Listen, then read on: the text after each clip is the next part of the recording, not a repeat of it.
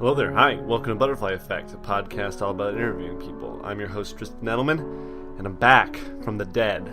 The show is back, at least for now. Oh boy, so life has happened, things have occurred. Last episode was mid-June, I believe, with Max Parker, and haven't done one since, mostly because life...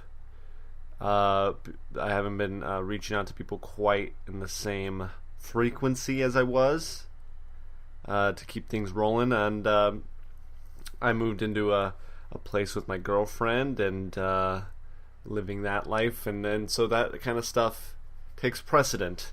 I would hope you'd understand. But I've been working hard to get things back on track for this and other projects that I've been working on and stuff, so... yeah, Butterfly Effect is back, at least for now. I mean, the goal always is to have a weekly show, but at this point, it's going to be whenever we get someone. And hopefully I can get that back into a weekly flow. If not, well, you'll get just a surprise episode every once in a while.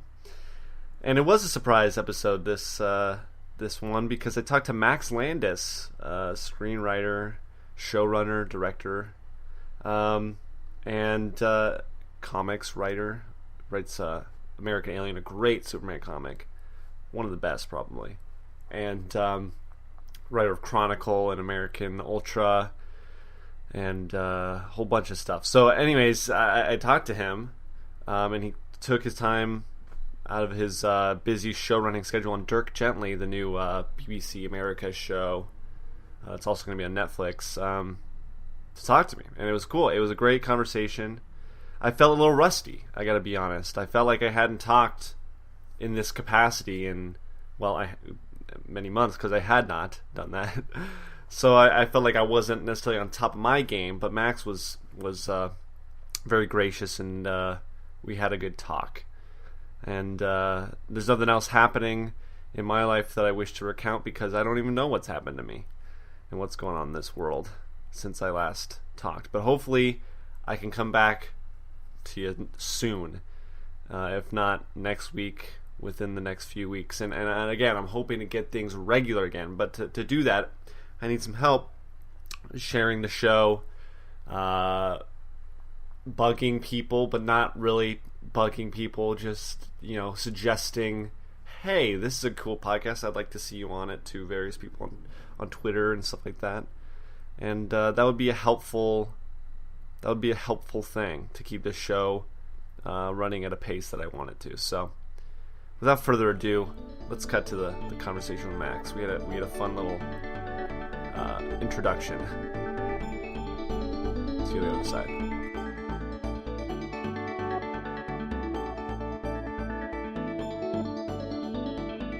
How does this work? What do you mean?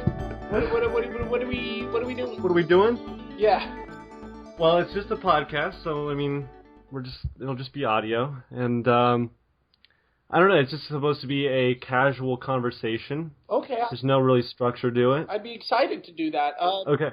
Be aware, I am show running a TV show now, and also moving out of my apartment. So yeah, just whenever. Let me get a glass of water, and then. Sure. Whenever you're ready. All right. I appreciate you taking the time at all. This is actually the first interview I've done in a while, because it's been so fucking crazy. Okay. Yeah. I'm in a fight with a guy on Twitter right now. Where what else is new? Yeah, he said I was talking about how Beyonce, what I like about Beyonce's brand of feminism is that it's very, heterosexual and sex positive. Which I'm looking at it right now. And this dude tweeted, feminism is a failed philosophy and it upsets the natural order between the sexes and makes everyone miserable. It's like, imagine being so afraid of women that believing if they were equal would be, the worst thing that could happen. I can't. That's the bottom line of it, is that I cannot... believe it. How does he leave the house? He doesn't is the answer. The world. Yeah. Hold on, I want to throw a lozenge. Okay, Tristan, I have a very limited amount of time, so let's Sure. get into this. I appreciate it. All right, so yeah, you mentioned show running. How's your editing Dirk Gently right Oh, now? are we starting? Yeah, why not? Have we been starting this whole time? No. Just now is starting. Is this good? Yeah, this. I don't do intros. I do them after the fact, just so it's. Oh, then use everything we've done so far, I guess. Okay, perfect. Before we start, I haven't said anything I'm ashamed of. Before we start, I'm sorry I rescheduled on you. I rescheduled on you like 4 times.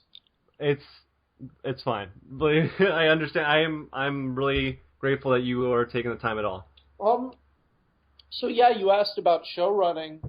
Yeah. Showrunning's fucking insane, dude. Like, I can't imagine doing it alone. I have help from this man, Robert Cooper, who's like my partner in it and has been vital to it. Because you have absolute control in a way that I have never experienced, except for even then, even with total control, now the things you're fighting against are things you could have never predicted would go wrong. Like just today, there's an important scene in the show where the villain walks up a hallway holding the gun. He's holding a gun. He walks up a hallway, and the heroes are taking cover on either side of a hallway. Okay. I wasn't there for that day of shooting. I was in prep, or I was in post editing a previous episode because I can't be there all the time. And Rob, the other showrunner, was on B unit that he had to shoot for a previous episode. So the villain is walking down a hallway, and we're looking at the footage today, and as he walks down the hallway, he's waving his gun from side to side in this weird way. And it looks like he's like making the gun kind of swim like a weird little fish. Okay. And he's not supposed to be doing that. Sure. And it's the actor who was doing it. And it's I would describe it as unbelievably distracting and bizarre. And and apparently on that day no one said, "Hey Aaron, don't wave your gun like that." And Aaron's a very good actor, so there was no way we could have warned him, "Hey, don't do a weird thing where you wave your gun like it's a swimming fish." That to me feels silly and weird.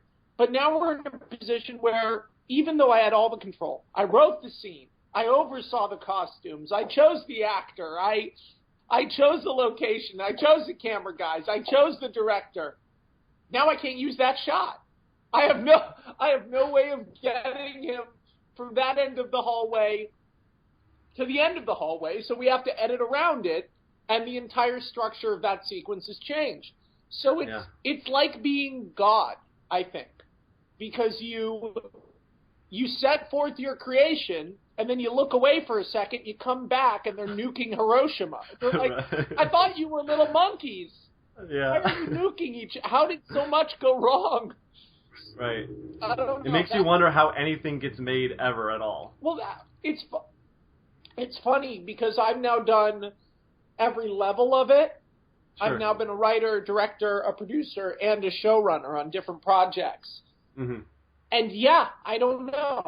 It's like the most incredible things are directors like Martin Scorsese or David Fincher or James Cameron, because they've really made so many great things. And people don't know behind the scenes. They don't. They think they do, but they don't. How many stars have to align for you to make something great? For you to do it twice is incredible. For you to be like Scorsese and have done it like 13 times, or James Cameron and done it like 9 times. I mean, like, there's no words to me for how impressive that is, but moreover, how confusing that is. Because the burden of failure isn't just on me when I do this. Like, I could be the shittiest writer in the world. There still might be a great performance in the movie. You know, I could be the best writer in the world. All the actors would be bad. You know, you never know. It's like looking into a stew and it's like looking at planet Earth and trying to pick out individual people from, like, the International Space Station. Right. So that sounds... When you were mentioning the gun thing, I was picturing, like, when you wave a pencil and it looks all bendy, like an optical illusion like that. It's not like that. He was holding... Okay. He was holding an M16, and he's a heavier guy, and he's stalking up the hallway, aware that there's two people with guns at the other end. But in both the wides and the close coverage, he's holding the M16. I guess you can't see it on the podcast, but he's holding it like this.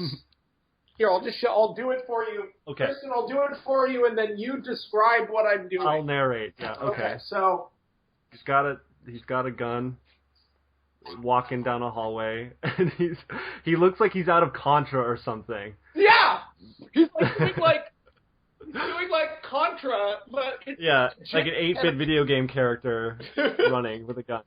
And so we had to. I mean, that's show running in a nutshell. Is that shot? Wow, I think that's a good analogy or example, I guess. But when I saw you were doing Dirk Gently, I got very excited, I must be honest, because I'm a huge Hitchhiker's Guide fan, and I've read Dirk Gently, but I'm not super invested in it like I am Hitchhiker's Guide. But I was saying, like, this adaptation that you're doing would probably be a way to make me appreciate it a little bit more. Because have you read, I mean, I'm sure you've read Dirk Gently, but, like, have you delved super deep into it like some people do with Hitchhiker's Guide? Well, it's only 2 books. You can't. There's 2 1/3 books. There's Dirk Gently's Holistic Detective Agency, Long Dark Tea Time of the Soul, and then the little excerpts from Salmon of Doubt. So, like, right. I've read all of that. I've read Dirk Gently once. I've read Long Dark Tea Time, I believe, 3 times. And I've read Salmon of Doubt twice. And ultimately, sort of, what I deduced was there was no way to do it. Right. I mean, like, have you read the books? Have you read... Yeah, I just think it's way more dense than Hitchhiker's. As crazy as Hitchhiker's Guide is, there's something adaptable about it, I guess, for a visual medium. Dirk Gently, it's hard to understand.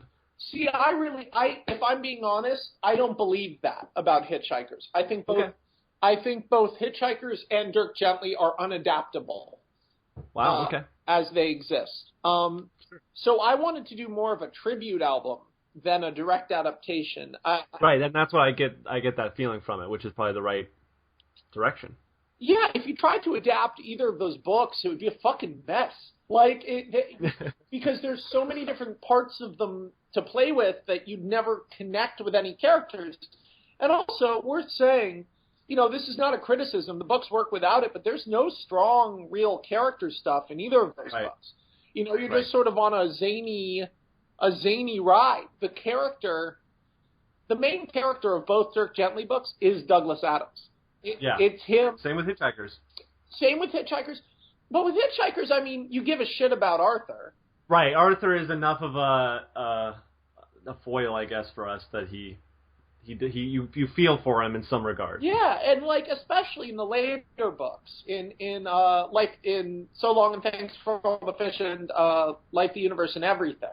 Right. Where he's flying and he's Fenchurch and he's on the planet making sandwiches and like you feel for him at that point because he's become as big of a character as Ford or Zaphod. Whereas when he starts, he's sort of an everyman. By that point, he's a wild guy just like them. He's not a normal guy anymore. And what's fun is you get to watch him do that. I wish they'd just fucking make Hitchhikers as a TV show. I don't know why. Yeah. They did it once. And it was... Was it a BBC thing? Yeah, and it was okay. What era was this? Was this back when he was alive and involved with it and stuff? Yeah, in the 80s, I believe. Okay, because Hitchhiker was originally a radio show that he wrote the book from. Yeah. So, I mean, its serialized format is perfect for it, I guess. But, yeah, I would love a Hitchhiker's show. That'd be top of my list. But, so, I guess we should talk about what happened, this butterfly effect, what happened to you to make you the way you are, and not in a weird psychological sense. But obviously your dad is John Landis. Yeah. And you had that influence around, and your mom was involved in a lot of the industry as well. So at what point did you start to realize that this was like the world they were part of? I don't remember. I remember that my dad knew everything about movies I would see, and he would know how things worked in them. And if I had any question about any movie, my dad could answer it. And it was crazy because I'd see like a monster in a movie and I'd go, how'd they do that? And my dad would go, well, and he would proceed to explain how they did it. Like my dad explained stop motion to me when I was like 4. And, my dad also just funneled movies at me. He just threw so many movies at me. By the time I was like 13, I had been exposed to just a huge variety and array of different types of movies. And he has this, if you've ever seen my dad talk about movies, there's this sublime reverence he has where he loves it so much and he loves talking about it so much that he like glows. He's obsessed. So, movies in a lot of ways were my connection to my father, and also in some ways were my connection to my mother, although my mother was more about creativity and in the least hippie way possible. My mom is she's not a hippie. She's a very pragmatic, practical, intense woman. But she's also an artist. She's an Academy Award nominated costume designer. So from day one, I wish I could say I grew up with all these famous people around me all the time, but I was sort of a troubled kid, and I didn't really get to hang out with many famous people. And also, my childhood, a lot of it was in the wake of the Twilight Zone accident. My parents had been sort of ostracized by everyone but their real friends. No one was trying to kiss their asses in the 90s. No one was, my dad still did some of his biggest movies after that, but I sort of grew up without understanding my parents as famous. Like, sure. I wasn't the friends of anyone's famous, any other famous kids. All of them, all the Max Winklers and Sasha Spielbergs and sort of Jonah Hills and, all those friend groups, I wasn't really in. And I know those people now and, they're great, but like I didn't know them when I was little. I didn't know anybody. I was this very isolated, weird, sort of scary nerd. So, but like, yeah, movies, I didn't really have any friends, but I love movies, and I love talking about movies, and I noticed that when I would tell stories, people would listen to me, which was good because I constantly had ideas for stories. So by the time I was like 6, I was drawing out comics that were, up to 20 pages long, and I was drawing out little stories like that, like I think most kids do. But I was doing it at this very frantic level where I would make dozens of them. We still have some of them, but I would make dozens of them a week. And I would always it's crazy. It's crazy to think about. Yeah. Do you think that, I feel like this is kind of a strange thing, but that you kind of have some kind of outsider perspective to talking about movies. Like I feel like I don't know, maybe I'm just not in the know, but a lot of writers or directors or showrunners talking about things critically like you do on Twitter or anywhere really. Do you think that came out of what your childhood was like? Oh, well, yeah, it's two things. It's the problem of me as a quote unquote famous person is that I'm a fanboy. Like I worked in a comic book store. I do not think I'm a genius. I do not think I'm better than anyone I criticize, but I do have a lot to say, and I've become very good through, years of arguing with my friends in person and online about movies. I've become very good at articulating what I don't like or what I don't like about something. And, I'm more careful now than I used to be because I don't want to piss off people that I'm going to work with eventually. But at the same time, I'm not going to completely change my personality and hire a publicist because my goal was never to be famous. So, when, for instance, the Man of Steel thing blew up or the Star Wars thing, the Mary Sue thing blew up, it wasn't coming from a place of like, I'm saying this as this genius writer. I'm a big fan of Superman, and I thought I had problems with the way they did the Superman movie. I'm a big fan of Star Wars. I had some problems with the way they did the Star Wars movie. I'm not out there like trying to, make a stir. The fact that this shit takes off still somehow surprises me. And I think it's because,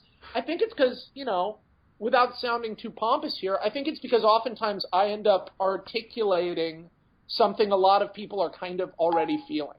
No, definitely. That's, I think, what, like, a lot of the outrage at things like that is definitely because people get defensive about it. They don't want to think they're racist or sexist or whatever, and they just lash out because it's just a defense mechanism. They don't want to feel the resonation that you're giving them with your statements.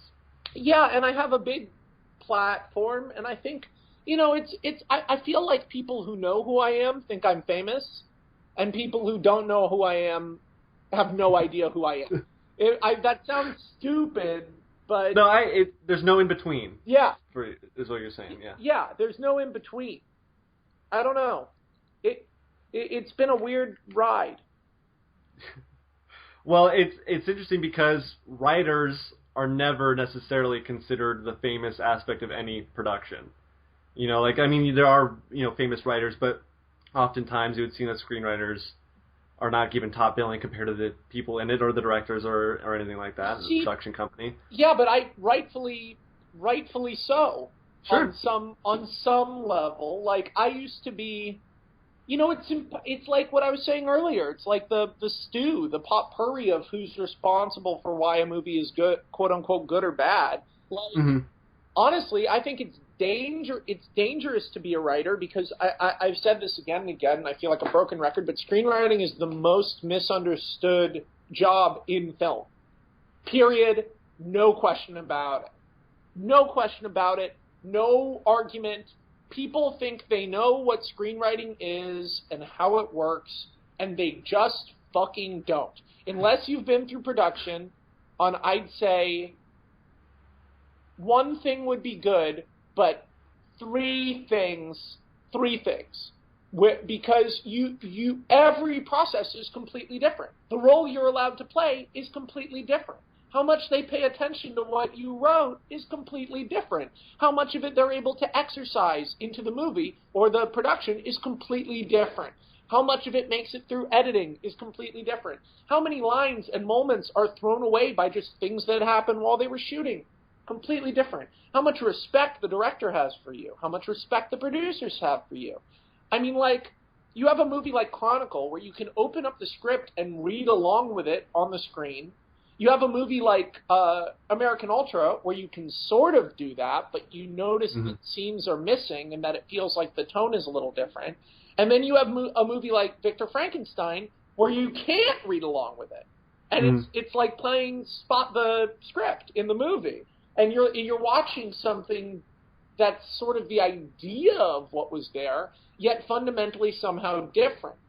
And then, you have people like, you have people who write scripts and then are completely rewritten, and right. It's nothing like what was on the page.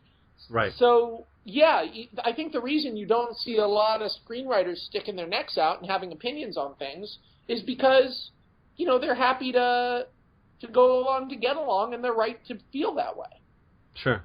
What you mentioned that it takes a few productions to know what screenwriting is. What point did you know what it was, truly? Directing my movie Me, Him, Her. Sure. Okay.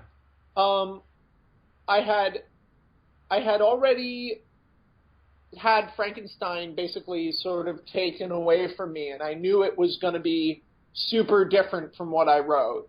I didn't know if it would be good or bad yet, but I knew stuff was going on. It was going to be different, and I wasn't sure if that was good or bad. I had done some shorts, and then the only movie of mine I'd seen was Chronicle, and it was just like the script, and I loved it. And so as I was directing Me, Him, Her, I noticed all of these compromises being having to make with the script for stuff that just wasn't working. And some of it wasn't working because I, as a director, couldn't figure out how to execute it.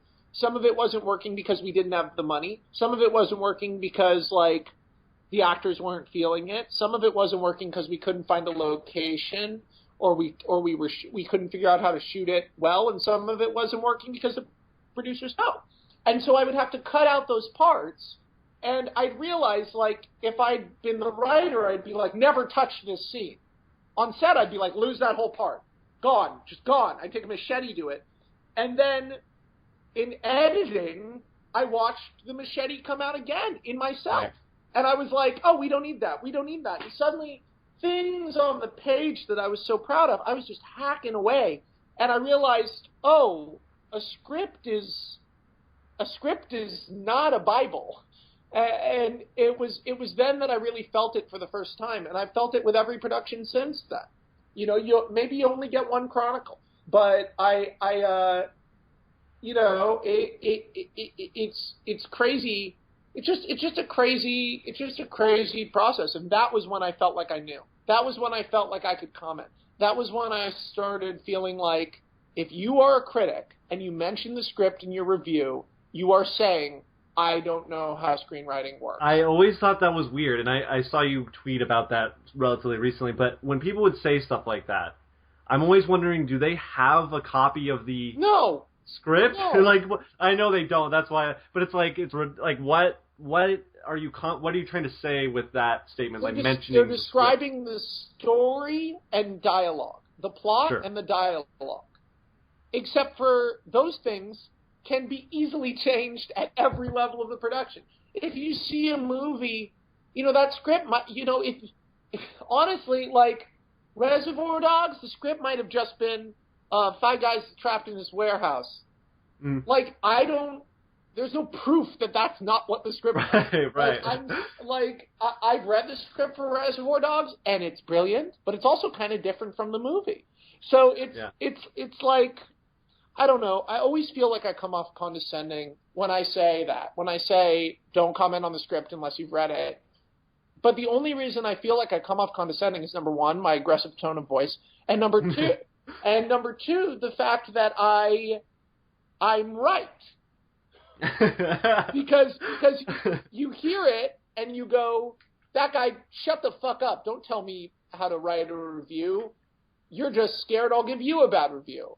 But no, I'm used to bad reviews. It's literally, I'm right. You don't know how if you knew how it worked, you wouldn't comment on it in the review unless you'd read the script. If a writer's written several things you liked, you can say you like that writer. I believe in that. If a writer's written several things you don't like, you can say you don't like that writer. But you should never directly criticize someone's script because you have no idea. I'm sorry, I feel like I'm saying like Max Landis' greatest hits right now. Well, no, it's fine. It's good good responses. But you're making a lot of sense, and I feel this weird kind of thing about film criticism and criticism of any kind. How do you feel about, it's kind of a weird question, how do you feel about criticism like that? I mean, you dole it out often. You've gotten bad reviews on things that you've written and stuff like that. Oh yeah, terrible reviews. And I see some writers or filmmakers or book writers or anything that's being criticized, they hate critics. Oh, I don't hate critics. Okay, so that's what. So what's your relationship with critics? What do you feel like? How do you feel about them? Critics are professional, eloquent fans. Okay.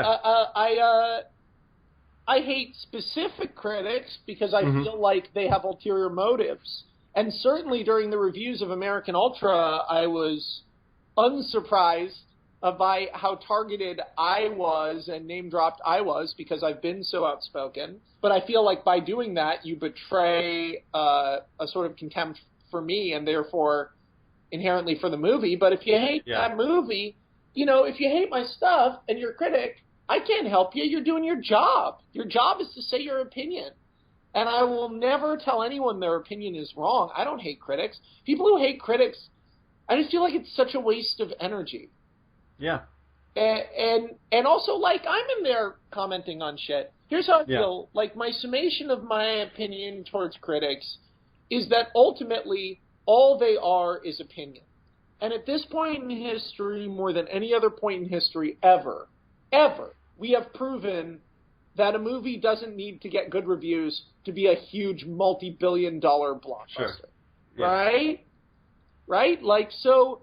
Definitely. So when people look at Rotten Tomatoes and they say this movie is good or this movie is bad, there's sort of this like funny thing where it's like, oh, what the fuck are you talking about unless you've seen it? You know, like, I don't know. Mm-hmm.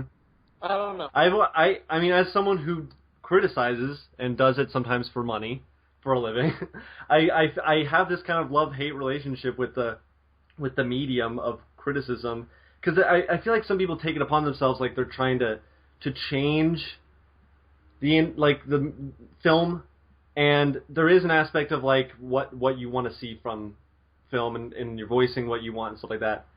But part of me, again, like talking about energy, part of me is just like kind of hard. It's hard for me to reconcile that with just being like you're being pretentious, you know, or moving past it and saying, I didn't like this, nothing needs to change from it, and that's that. But some people feel like they need the burden of change, which I don't think criticism is necessarily a vehicle of. For me, criticism is entertainment. Yes. It's just another form of entertainment. Yep. It's a spin-off form from whatever it's criticizing. It's art. Criticism is art. You know, no one's reading a critique for a diagnostic of what was good or bad. Everyone's in there. You know, that's why people love bad reviews. Yeah. Bad reviews are so much more fun to write. That's the wonderful thing in Ratatouille, is where he talks about being a critic, and it's so insightful. And yeah, I don't know. For me, I've been very surprised by how harshly American Ultra, Me, Him, Her, and to a lesser extent, or American Ultra and Mr. Right, but to a lesser extent, Me, Him, Her have been treated by critics. Because if I hadn't written those movies and I saw those movies, I'd think they were good. So it's sort of like they all have little problems, but they're like they're better than, you know, Ghost in My Vagina 3 or whatever the fuck, gray robot falls off bridge 6, you know, like, and so like it's been surprising to me how harshly they've been treated, but they're also all kind of offbeat movies, and unless you have wide distribution, you know, they're all middle ground offbeat movies. They're not indies, so they're not protected like indies are, and they're not big budget movies, so they don't have a marketing machine behind them saying like this. And at the same time, you know, I could just believe someone could see Me, Him, Her and hate it. So I'm not in a position to say critics are wrong ever. I don't know. Cool. That's my opinion on criticism. Sure. I read some stuff sometimes and it makes me mad as someone that's not even making it. So I just wanted to see how you felt about that. But so let's go backwards again. What was some of the first, I guess, professional in quotes stuff that you were doing? The worst. You were doing stuff for TV. What were some of the professional stuff you were doing? You were writing some stuff for TV, right? The first thing I ever sold was a comic. Okay. Called Mind, but it never got made. And then the first thing I wrote was a thing with, oh Jesus, don't remind me. Talk about nepotism. I was trying to write for this Masters of Horror series, and I got paired with my dad, and my dad, you know, ended up, it was such a huge opportunity. I was terrified because I was like, it'll be the rest of my career. I'd written like 8 scripts at that point. I was terrified. I was like, the rest of my career, people will associate me with John Landis and say nepotism. But I also can't say no to an opportunity like that. And I think my dad's a good director, so I was like, yeah, I couldn't say no. And so I did it. But what's funny is no one ever even brings that up. Because like I did it, and it didn't really go anywhere, and it was silly, and it was a big, thank you to my dad. I love him for allowing that to happen. Except then my career I didn't have a career, and tooth and claw. Fucking 4 years later, I sold Good Time Gang, and then I sold Chronicle. But in the interim, it's funny people don't bring that up more. I feel I don't bring it up because I'm worried people will bring it up. But people always are like, nepotism. It's like, bitch, I'm 5 movies in. I was gonna say, I think you distanced yourself because I think that if there's going to be things that they're crying nepotism, they can point to way more obvious examples of that. But and in ways that are pervaded throughout a career. But I don't think throughout our entire society. Sure, of course. But I definitely don't think, when I think Max Landis, I don't think John Landis. So I think you've got your own. Well, they're only mad. Going, they're only mad. My best friend pointed this out to me. He said years ago. He said they're only mad at you because you're doing something. Like Donald Trump Jr. What's his life been? But people aren't saying nepotism to him. Because he doesn't do shit. Do anything, He's right. Donald Trump Jr. That's all he is. The second you put your neck out there and you work hard and you try to create art, and, especially if you've been as lucky to be as successful as I have, and it is a lot of luck, you put yourself over the fire. Like, you put yourself out to the crucible because people perceive that you're taking someone's spot. Right. And, taking that's someone's spot. That's the biggest joke of all. This isn't a McDonald's. There aren't a limited number of positions. Right. It's especially now more with than so ever. many platforms, and I never thought of it like that, taking someone's spot like that. Oh, yeah, that's the subconscious fear of nepotism. Sure. Is Okay. that should be me. And right. And it's the I should be, I should, and I get that all the time. When people confront me online, the more articulate guys, usually no matter how mean they are, and no matter how well-spoken they are, it shines through that it's jealousy. And I never want to believe that, because I'd always rather believe that I actually suck. But like this guy, there was a thread about me recently on Reddit that I got tagged in. This guy was like, I hate his voice, I hate his stupid haircut, I hate his everything, I hate him so much, his voice makes me want to die. I responded, I was like, please don't die. And he was like, now that you're here, I want to tell you, you're a mediocre artist and you're bad at shit, but it's like, bro, you don't get to... He was like very articulate in trying to tear me down, but it was like, on what planet would I take you seriously? You started this fucking conversation by making fun of my haircut. You're right. You're a weirdo on the internet insulting a person you don't know. Any criticism of me, no matter how deeply felt it is, has been invalidated by our entry point. Right. Any criticism that should be directed towards someone should be towards their work, not like the person themselves, or unless they are a legitimately awful person like Bill Cosby or something like that. But like you can't criticize beyond something so innocuous as hair. Or something like that. It's very interesting, but I've got it to some degree my whole life, and I wish it wasn't that way. Yeah, so why do you keep putting yourself out there? Because I love making stuff. Okay, that's good. Like, I love making stuff too much to not do it. And it's really funny because, 4 years ago, people were like, the only good thing that guy's ever done is Chronicle. And now, 5 years later, people are like, why is Max Landis still around? The only good things he's ever done are Chronicle and Death and Return of Superman and American Alien and Wrestling Isn't Wrestling. Why don't you get out of here? It's like, that's one a year, motherfucker. Yeah, I was going to say, they keep it. And then someone will go like, I liked American Ultra. And someone will go, oh, I didn't see it. I heard it sucked. And that's the worst part. Whenever... I haven't seen it, I haven't played it, I haven't heard it, I haven't read any of that, but is the worst that's like the internet now. Yeah. I haven't blank but, and it's everywhere. You just put it down. I haven't blank but. I haven't blank but so Chronicle was the first major. Was the first of your movies to be made, right? There wasn't anything else. Yes, Chronicle was the first movie to be made. And I think you kind of alluded to this. It's probably been the most faithful to what you had written by a mile. But and I've said this. I feel like we're doing the Max Landis greatest hits. Okay, I'll get off of the rote topics then. But I'm just ask me something a little weirder. I don't have much more time. All right. American Alien. Hell yeah! There we go. What I mean, you talked about ideas for other things within the universe, right? Like you talked about Joker stuff. Oh yeah. I've seen tangential things. I love American Alien.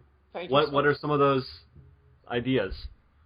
I was just talking about DC about this last Friday. Right. I really, really, really want to do more books in that world. I just want to do a version of the DC universe that has less in it. I think that's what everyone wants. Yeah, there's too much going on right now at all times. The stakes are too high. DC has such powerful characters that if you put them in Marvel-level storylines, you could do really fantastic stuff. And I felt like for the last, 10 years, DC, or 9 years, DC has just been like all over the place. And I'd want to tell small character-focused stories with real stakes about people and not about the next crisis and the universe rebooting and everything's always fucking going crazy. Like, I'd love to do what I'd really like to write is this thing, Agent of Batman, which is about Clark Kent being trained not by Bruce Wayne, who's far too busy, but by Dick Grayson, who is basically assigned to monitor Clark. And it's about the friendship that slowly builds between a 25-year-old guy and a 15-year-old guy who, if Clark didn't have superpowers, Dick could kick his ass, And right. It's sort of it's just about men and homosocial friendships and how dangerous it can be to be friends with another guy, especially if he's a guy whose father is a criminal, because Batman operates and acts like a criminal and engenders in his Robins this sort of superior-inferior mentality. You're inferior to Batman, but you're superior to everyone else. It's really, the Bat family, if you look at it that way, is a cult. I mean, it is. I was going to say, it sounds like the Manson family. It is. Like, that's how I would write it, and that's also what it is. You're the new Robin? What the fuck mentality is that? You're the one replacing the other person. The old one left because he hated me. Oh yeah, what happened to the next one? He got beaten to death. Okay, that sounds like that's something I want to do. Because it's variable reward. Batman's like an abusive boyfriend. He gives little nuggets of validation and then constantly is chastising you, and you're a sidekick. You're not even your own separate superhero. Right. Robin doesn't exist without Batman.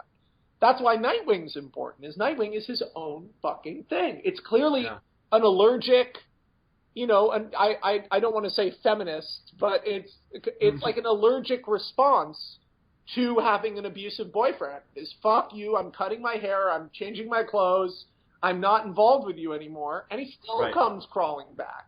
But it's like, I wanted to write a story where, Dick Grayson grows up in this household where he's the only one who makes jokes. His dad is a prick.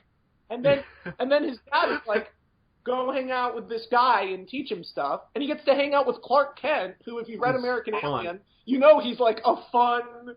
My version of Clark is like a funny, smart, cool, sort of goofy, weird guy who's like... Yeah. So it's about, like... Really, Agent of Batman is about Dick Grayson being like, why am I still Robin? What am I doing? Well, and it's also about Clark being like, hey, it's crazy that you're a superhero who doesn't have powers. Batman, how come I don't know anything about you? and stuff sort of evolves from there. And Aquaman is a really big part of it. And Pete Ross, awesome. Superman's actual best friend. There's a moment I wrote in it the other day where Batman, it's like from issue 6 out of 10, Batman says to Clark, they're staking out the Penguin. And Batman says to Clark, he's like looking through these binoculars, and then he takes him down, and he goes, "You should know, you're my closest friend." And then he looks at the thing. Clark just looks at him for a second, and then Clark says, "That's really sad." And Batman just goes, Wait a minute. Acknowledge it. Because that's what I wanted from Batman versus Superman.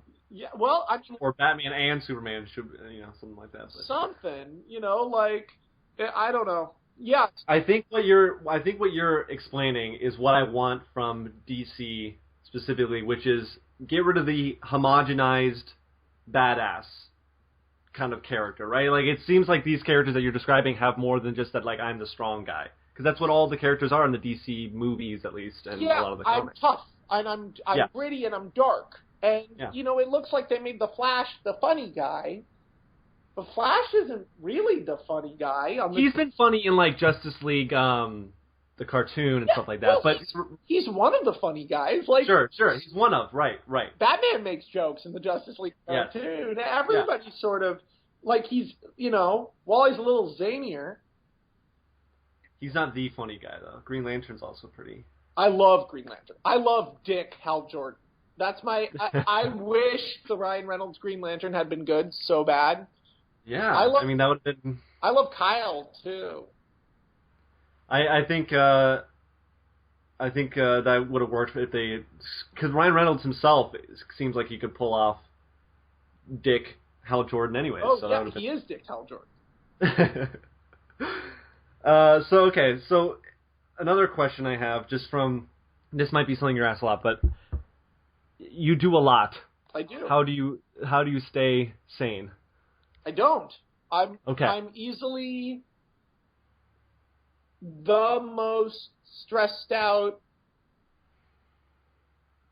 I'm easily the most stressed out person I know, especially in this business. My self-worth is attached in a meaningful way to my art, which is a deeply destructive way to live. Sure. I'm just like, I don't know. I don't. I'm one of the most stressed out and bummed out and frustrated people I've maybe ever met. And I'm also doing more than almost every other writer every other writer I know. I'm trying to do more. I do short films. I do comics. Just because I love writing, but then it just drags me down these like dark pits of despair and and at the same time I'm like addicted to my Twitter. So it's like it's not a good combination. I live in the darkest timeline of my own life. Sure. Well, I hope you know that there are a lot of people who enjoy your work and are appreciative of all the stuff you create and are looking forward to whatever else you do. So I don't know what. That's very sweet of you to say. It's Sure. People have been very nice to me online lately, but it sometimes doesn't feel that way. No, the negative always comes through more than the positive. The vocal minority is always the strongest in situations like that, which is the sad reality of doing stuff and putting yourself out there. Yeah. So how much more time you got? 4 minutes. Okay. Wrestling is a wrestling. Hell yeah. I don't know anything about wrestling. Perfect. And that was what you were going for, I'm guessing, with wrestling is a wrestling? The joke I said on set once, because a couple of the girls didn't know anything about wrestling, was I said, it was a very disgusting sexual joke, but I said, if you don't know anything about wrestling, my goal is to get you wet. If you're a big wrestling fan, my goal is to give you an orgasm. Because if you don't know anything about wrestling, ideally wrestling is still funny and still fun to watch. Okay. And you can still follow the story and still understand the message. if you know about wrestling, it is chock-a-block, filled to the neck with cameos and references and in-jokes that are like, there's so many of them. I think someone once counted all of the little in-jokes and like references only fans would get, and I think there's like 400 of them. Like, because Wow. I would, whenever I'd have the opportunity to, in a scene, I'd be like, can we make this say this? Can we change that to that? Can this person be dressed this way? And I was in charge, totally. And it was made totally with my money. It was, none of my friends got paid except for the editor. Everybody just did it sort of for credit and for fun. And it was that's total creative freedom. That Wrestling is Wrestling and Death and Return of Superman, and to a degree American Alien, are the closest to me being completely true to my own work as you'll ever see, because there's no money on the line. I can, if I get something wrong, if a guy's waving his gun weird, I'm there, I'm shooting it, so I go, hey, stop waving your fucking gun. And then you get the take again. And there's no money behind it, so I can get as many takes as I want, as long as my friends are, patient. Like, Right. It becomes about the patience of my friends in a very real way. Well, and I feel like they probably have a lot of patience if they want to do things like that. It's really cool that you're able to make those kinds of projects, and I hope you do another one. I don't know if people have been clamoring for something like in that style again, but I have another one I would like to make. Yeah.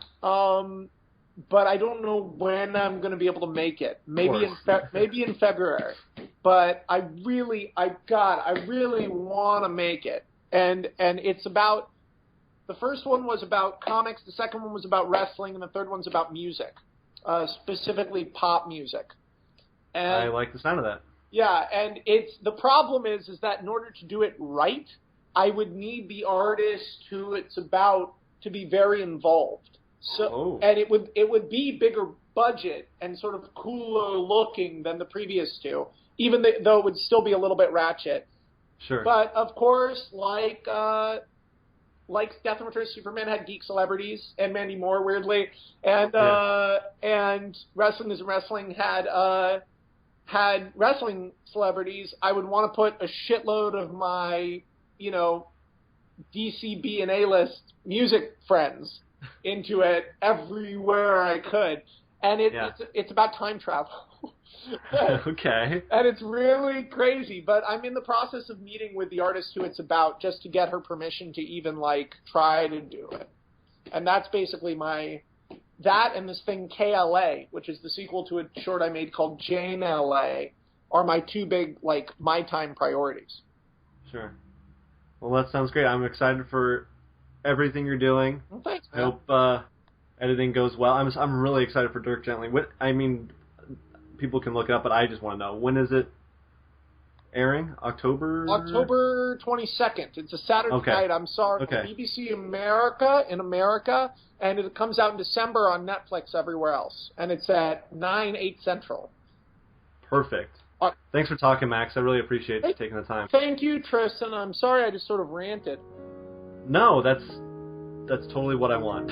Oh. That's the best. That's the best content in quotes. I hate using that word, but Perfect.